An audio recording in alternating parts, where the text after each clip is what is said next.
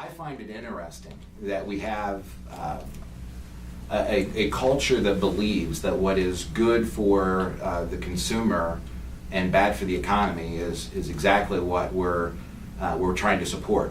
We would tell all of our students to save all of the money that they can, to increase the savings rate, to not live on borrowed dollars. And what we have seen is the savings rate started to increase with the QE effect and then immediately went down. It's now back down. We're running at a negative rate when you look at inflation and everything else. How is it that we can continue to run an economy where we're encouraging people to do things that are bad for an American household?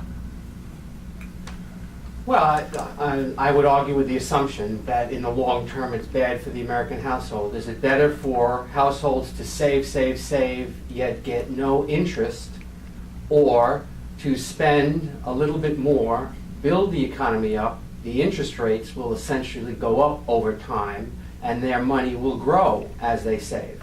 I think a lot of this results from the depths of our problem, that the depths of our economic problem.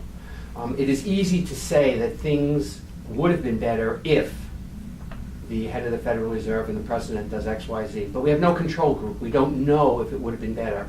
All I know is that we are clearly going in the right direction. It hasn't happened as fast as we would like, and we can't minimize the pain and suffering of the 15 to 17% under and unemployment in this country. That pain can't be taken away, and we can't take away the pain of a person who can't pay their mortgage or has been foreclosed and or their house is underwater. I mean that's real pain in the economy. But it's unclear that there's a better path. What would you have done if you were head of the Fed? Is that a question? We'll turn that to David. If I were head of the Fed. No, but just as to attempt to answer that question, I think families are asking themselves right now, what do I do? Before, when things were fine and our houses had value and we weren't worried about losing our jobs, we were spending like crazy. We weren't saving anything. We were actually spending more than we were saving on average.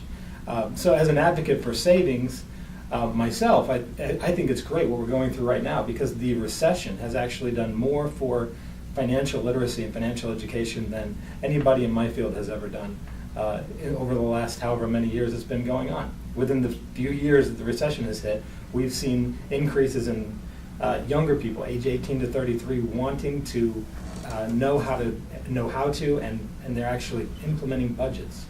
When has that ever happened? Right. I mean, it's great stuff that's actually going on. Savings rates are increasing, and I think what's happening is we're seeing a shift in what behavioral finance calls an anchor. So psychologically, we place our mind into this. We use an anchor to kind of anchor the future decisions that we make. Before our anchors were set in, I need to spend, I need to spend, I need to spend. And now that anchor is shifting. And even if quantitative easing works and spending is supposed to be working right now, I think families are asking, why is this money coming in to the banks, but I'm not getting any of it? And even if they are getting some of it, they're saving it a little. They're saving a little bit more than they were. So I guess your question was more of a what are the effects of the education that we're giving? Are we telling people to save when they should be, or when they? And It's a mixed message. And it's a mixed. Yeah, it is a mixed message, because in order to get the economy going, there has to be spending involved. Right? I've always told my clients that I want you to save. I just want everybody else to spend. Right. Right? You all save, and everybody else